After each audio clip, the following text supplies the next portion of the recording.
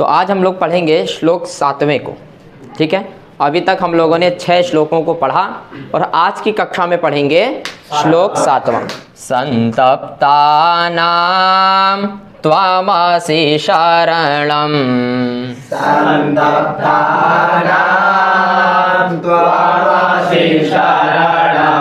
तत्पयोदप्रियाया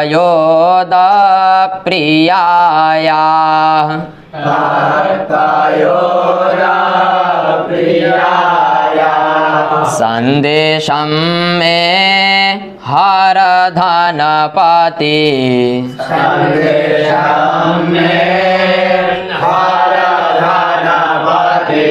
क्रोधविश्लेषितस्य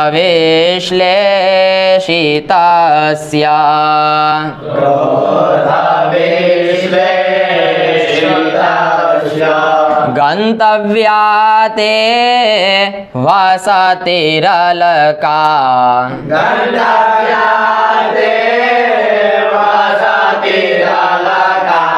नामयक्षेश्वराणां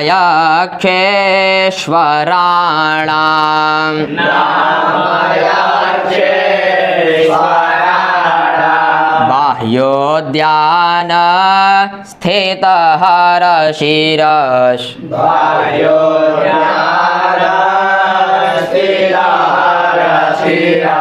चन्द्रिकाधौतहर्म्या।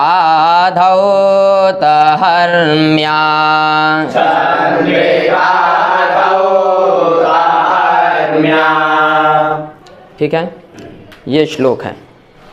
अब ध्यान से समझिएगा कि इस श्लोक में क्या कह रहे हैं।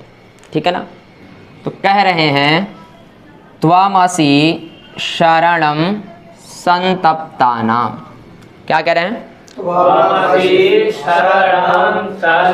तानां, त्वम असि शरणं संतप्तानां। ठीक है ना, त्वम मतलब तुम, असि मतलब हो। ठीक है, क्या हो?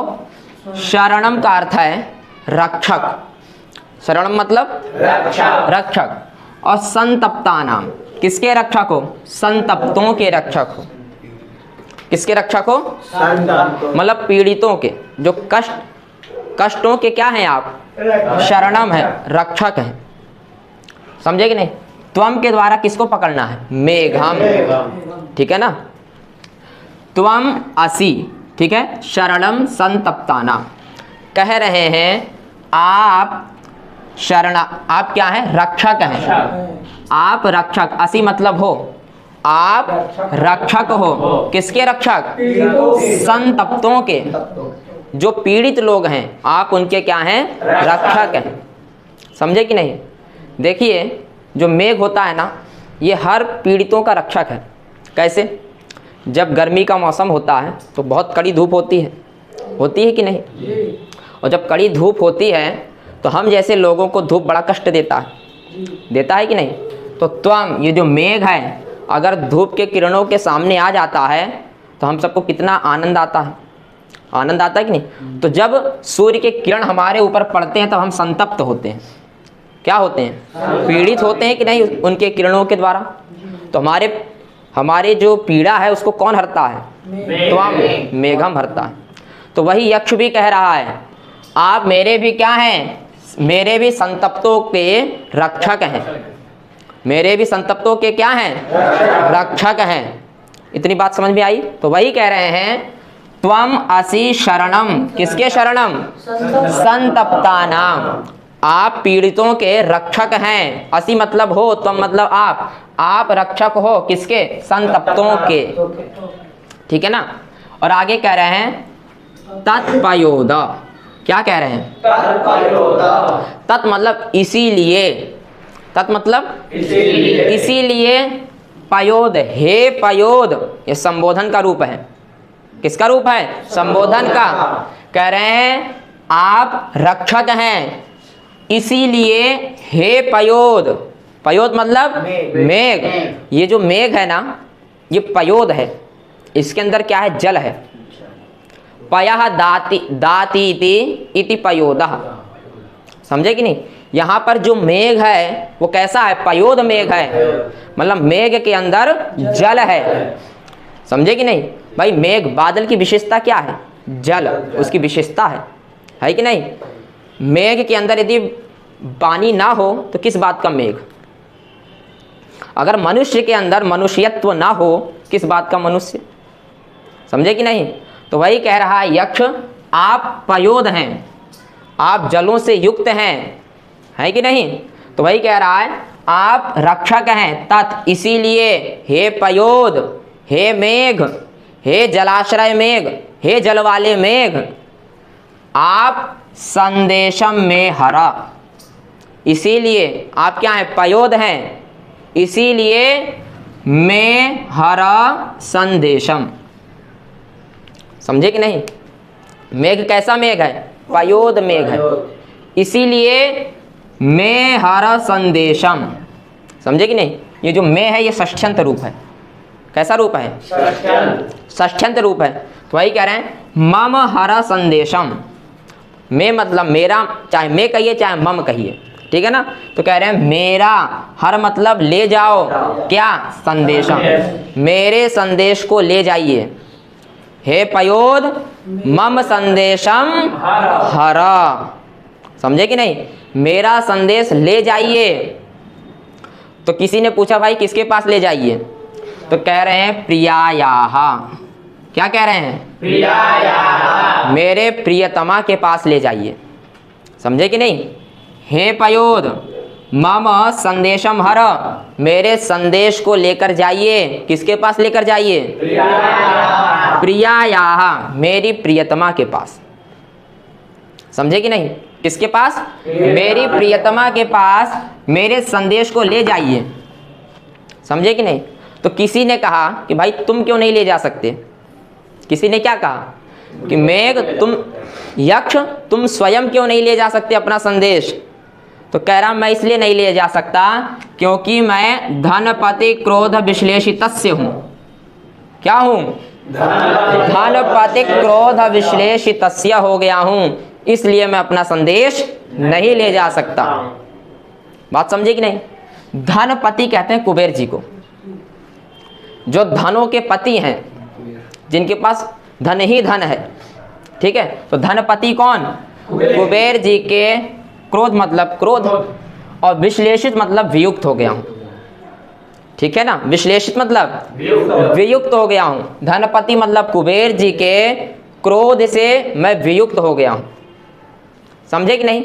धनपति किसको कहते हैं, कुबेर जी को। और क्रोध मतलब क्रोध। आगे क्या करें, विश्लेषितस्य, विश्लेषित मतलब वियुक्त, षष्ठी है, षष्ठ्यंत है। समझे कि नहीं। विश्लेषित मतलब वियुक्त हो जाना। समझे कि नहीं। धनपति कौन, कुबेर जी, कुबेर जी के क्रोध से वियुक्त हो गया हूं। कुबेर जी के क्रोध के कारण मैं क्या हो गया हूं, वियुक्त हो गया हूं, दूर हो गया हूं। किससे दूर हो गया हूं, प्रियायाः, अपनी प्रियतमा से। किससे दूर हो गया हूं, अपनी प्रियतमा से मैं विश्लेषित हो गया हूं। समझे कि नहीं। दूर हो गया हूं, क्यों हो गया हूं, क्योंकि धनपति क्रोधित हो गए थे, तो उन्होंने श्राप दे दिया, इसलिए मैं अपने प्रियायाः से विश्लेषित हो गया। इसलिए मेघ मैं नहीं जा सकता। इसलिए हे मेघ, हे पयोद, मैं नहीं जा सकता। आप ही मम संदेशम हर, आप ही मेरे संदेश को लेकर जाइए। समझे कि नहीं। पहली और दूसरी लाइन समझ में आई। हाँ? अब मेघ ने पूछा अच्छा भाई ठीक है ले जाऊंगा, लेकिन कहाँ ले जाना है ये तो बताना पड़ेगा कि नहीं। आपका संदेश मैं कहाँ ले जाऊं, मुझे आप अपना एड्रेस बताइए। तो अब जो यक्ष है वो तीसरी और चौथी लाइन में अपने निवास के स्थान को बताएगा, जहाँ वो निवास करता था उस स्थान के बारे में बताएगा कि वो कहाँ है, किस तरह का है। अब वो सब वो तीसरी और चौथी लाइन में बताएगा। समझे कि नहीं। पहली दूसरी लाइन में उसने प्रार्थना की, और तीसरी चौथी लाइन में अब मेघ को अपने दिशा मतलब अपने देश को, अपने स्थान को बताएगा। समझे कि नहीं। तो मेघ ने कहा भाई कहाँ जाना है, तो कह रहा है गंतव्या ते वसति रलका नाम यक्षेश्वराणाम। क्या कह रहा है, गंतव्या ते वसति रलका नाम यक्षेश्वराणाम। समझे कि नहीं। गंतव्या मतलब जाइए, गंतव्य मतलब जाओ, ते मतलब आप, तुम्हें, ठीक है ना, जाना चाहिए तुम्हें, कहाँ जाना चाहिए? तो कह रहा है यक्षेश्वराणाम, यक्ष मतलब यक्ष के ईश्वर, वसति मतलब निवास करते हैं। जहाँ यक्ष के ईश्वर कौन? कुबेर जी। ध्यान समझिएगा, जहाँ यक्ष के ईश्वर अर्थात यक्ष के कुबेर जी, यक्ष के स्वामी वसति मतलब निवास करते हैं, वहाँ आपको जाना है। और उसका नाम क्या है? अलका नाम। उसका नाम क्या है? अलकापुरी में यक्ष रहता था। कहाँ रहता था? अक्ष का जो निवास स्थान उसका नाम क्या है? अलकापुरी में यक्ष रहता था। और वही मेघ से कह रहा है गंतव्याते, कहाँ जाइए? जहाँ यक्ष के ईश्वर स्वयं निवास करते हैं, ऐसी अलकापुरी में आपको जाना है। ऐसी अलकापुरी में आपको जाना है। क्या लेकर जाना है? मम संदेशम, मेरे संदेश को लेकर जाना है। और कहाँ जाना है? गंतव्याते वसतिरल का नाम यक्षेश्वराणाम, ठीक है, जहाँ यक्षों के ईश्वर वसति मतलब निवास करते हैं, ठीक है, वहीं आपको जाना है। और उसका नाम क्या है? अलकापुरी। उसका नाम क्या है? अलकापुरी में आपको जाना है, ठीक है। अब जब यक्ष ने इतना मेघ को बताया तो भी उसे संशय हुआ। क्या हुआ? संशय। कहा भाई कहीं ऐसा ना हो कि कहीं दूसरे अलकापुरी में पहुंच जाए। हाँ, जब हम अपनी किसी विशेष चीज को कहीं पहुंचाना चाहते हैं तो उसके बारे में बड़ा चिंतन करना पड़ता है। हाँ? और यहाँ तो विशेष से भी विशेष है। कौन है? प्रियायाः। भाई उसके पास संदेश भिजवाना है कि नहीं? हाँ? जो प्राण से भी ज्यादा प्रिय है, जो यक्ष के स्वयं प्राण से भी ज्यादा प्रिय है, उसके पास संदेश भिजवाना है यक्ष को। तो जब यक्ष ने इतना अपना एड्रेस बताया तो भी उसके मन में शंका रह गई। बोला कहीं ऐसा ना हो मैं कहीं दूसरी जगह पहुंच जाए, कहीं ऐसा ना हो जाए कि मैं मेघ जो है किसी दूसरी अलकापुरी में पहुंच जाए। तो उस एड्रेस को, उस पता को और स्पष्ट कर रहा है चौथी लाइन में। अब उस अलकापुरी के और विशेषताओं को बतला रहा है कि वो कैसी है, वो कैसी है, उसमें किसका प्रकाश पड़ता है, महल है कि झोपड़ी है। अब उन सबको बताएगा चौथे श्लोक में, ठीक है ना। देखिए एक चीज आपको और बताएं, एक हर यहाँ है, हर है कि नहीं? हर मतलब ले जाना, ठीक है। और एक हर ये है, ठीक है। एक हर ऊपर है और एक हर नीचे है। और हम सभी कहाँ पढ़ रहे हैं? बनारस में पढ़ रहे हैं। इसलिए एक बार जयकारा हो जाए, हर हर महादेव, हर हर महादेव। ये जो हर है ये ले जाने अर्थ में, और ये जो हर है ये भगवान शंकर है। ये हर कौन है? भगवान शंकर, ठीक है। अब देखिए और क्या बताया उसने। कहा बाह्योद्यान स्थित हर शिरः। क्या बोला? बाह्योद्यान स्थित हर शिरः, हर शिरः, ठीक है ना। बाह्य मतलब बाहर, बाह्य मतलब बाहर। और उद्यान, उद्यान मतलब उद्यान जिसे बगीचा इत्यादि कहते हैं, जो हरा भरा हो, ठीक है ना। बाहर और उद्यान। स्थित मतलब है, स्थित मतलब है, स्थित है। हर मतलब शंकर भगवान, शिर मतलब सिर, और चंद्रिका मतलब चंद्रमा, द्यौत हर्म्या, हर्म्या मतलब होता महल, हर्म्या, हर्म्य मतलब महल, हर्म्य मतलब महल। फिर से देखिए, बाह्य मतलब बाहर, उद्यान मतलब उद्यान, और स्थित मतलब स्थित हो, ठीक है। हर मतलब शिव जी, और शिर मतलब सिर, उनके सिर पर कौन है? चंद्रिका, ठीक है, चंद्रमा, ठीक है। और हर में मतलब महल, धौत मतलब युक्त, समझ गए? हर में महल, जो महल से युक्त है। झुग्गी झोपड़ी में यक्ष नहीं रहता है, समझे कि नहीं? कहाँ रहता? हर में रहता है। कहाँ रहता है? हर में। बता रहा भाई देखो, जहाँ महल हो और जिसके बाहर उद्यान हो, ठीक है, क्या हो, उद्यान, और वहाँ शंकर जी स्थित हो और उनके सिर पर चंद्रिका मतलब चंद्रमा, और जहाँ चंद्रमा है वहाँ प्रकाश तो होगा ही कि नहीं है, जहाँ चंद्रमा हो वहाँ प्रकाश तो निश्चित है। और ये जो शंकर जी के सिर पर चंद्रमा है ना, ये 15 दिन उजाला 15 दिन अंधेरा वाला नहीं है, यहाँ हमेशा तेज है, हमेशा चमकता रहता है, समझे कि नहीं। ऐसे चंद्रमा से विराजमान भगवान शंकर, ठीक है, उस चंद्रमा का प्रकाश हर में जिस महल में जाए, उस चंद्रमा का प्रकाश जिस महल में जाए, समझ लेना वही महल किसका है, यक्षेश्वराणा। वही यक्षों के ईश्वर जहाँ रहते हैं उसकी पहचान बता रहा है। क्या बता रहा है उसकी पहचान।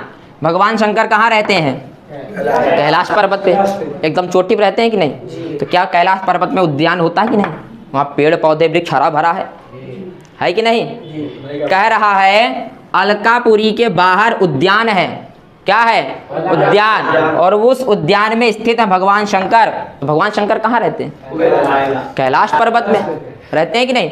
तो कह रहा है जिसके बाहर उद्यान है और भगवान शंकर जहाँ स्थित हो, अलकापुरी के सामने ही कैलाश पर्वत पड़ता है। सामने क्या पड़ता है, कैलाश पर्वत, और वहाँ कौन है विराजमान, शंकर जी भगवान शिव, और उनके सिर पर क्या है, चंद्रमा, और उस चंद्रमा से प्रकाश निकलता है कि नहीं। कह रहे हैं भगवान शंकर के सिर पर जो चंद्रमा विराजमान है ना, उसकी रोशनी जहाँ जाए, जिस हर्म पे पड़े, वही हर्म जो है यक्ष के ईश्वर का है, समझे कि नहीं।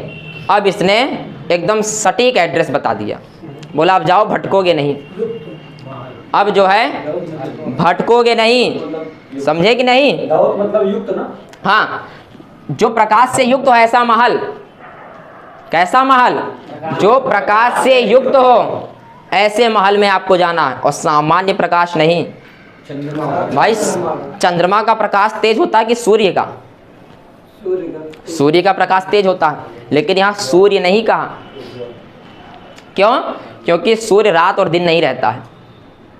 सूर्य जो है रात और दिन नहीं रहता है, शीतलता भी देता है, हाँ, शीतलता भी नहीं देगा। तो इसीलिए कह रहा है भगवान शंकर के सिर पर जो विराजमान चंद्रमा है, उस चंद्रमा का प्रकाश जिस महल पर पड़े, जिस हर्म में पड़े, जिस हर्म के ऊपर जाए, समझ लेना वही किसका निवास है, यक्षेश्वराणा। हे मेघ, तुमको वहीं जाना है, तुमको वहीं जाना है जहां चंद्रमा का साक्षात प्रकाश पड़े, दिन में भी। हाँ, अरे ये सामान्य चंद्रमा नहीं है। जब स्वयं यक्ष सामान्य नहीं है, जो स्वयं मेघ सामान्य, कैसा मेघ है, पयोध मेघ है, सामान्य मेघ। भाई मेघ तो इस टाइम भी है, इस टाइम क्या बादल नहीं है बाहर, है, लेकिन कैसे मेघ की बात कर रहा, पयोध मेघ। अरे भाई एक बात बताओ, जब यक्ष सामान्य नहीं है, मेघ सामान्य नहीं है, तो क्या जो चंद्रमा होगा सामान्य होगा, है? उस चंद्रमा का जो प्रकाश होगा वो सामान्य होगा। तो वही यक्ष बता रहा है, हे मेघ, तुमको वहीं उसी महल पर जाना है जहाँ साक्षात चंद्रमा का प्रकाश जिस महल पे जाए, जो महल चंद्रमा के प्रकाश से युक्त हो, उसी महल में आपको जाना है। समझ गए क्या? पहली, दूसरी, तीसरी और चौथी लाइन समझ में आई, आ गई? तो आज के लिए इतना।